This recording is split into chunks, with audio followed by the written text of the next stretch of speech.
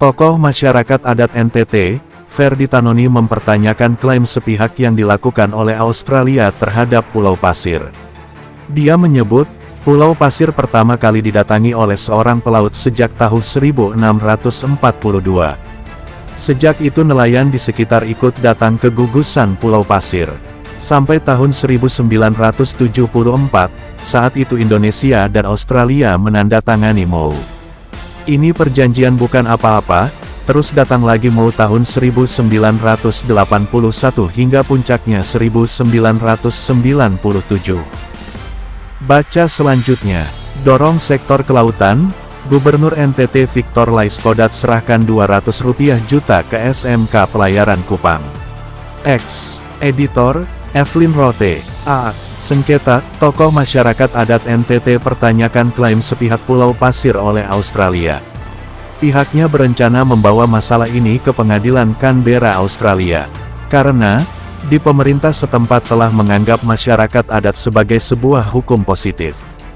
Laporan reporter Poskupang.com, Irfan Hoi. Poskupang.com, Kupang tokoh masyarakat adat NTT, Ferdy Tanoni mempertanyakan klaim sepihak yang dilakukan oleh Australia terhadap Pulau Pasir.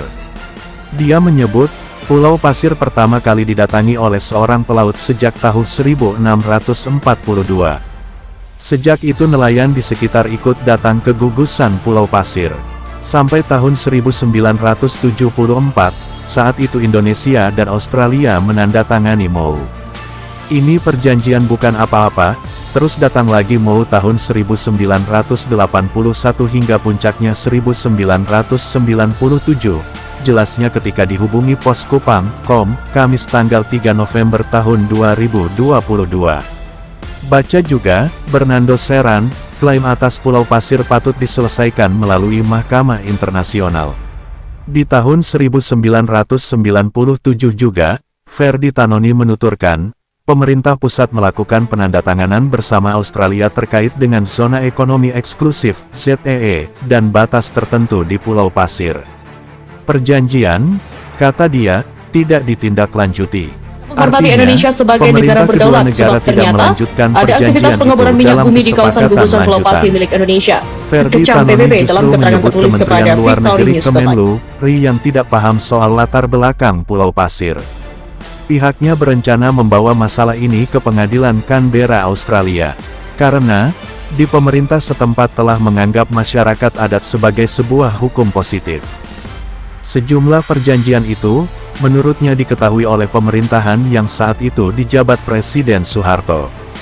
Dalam MoU itu juga telah disampaikan agar pemanfaatan Pulau Pasir tidak dilakukan secara sepihak seperti yang dilakukan oleh Australia. Dalam perjanjian UNCLOS, itu kita punya.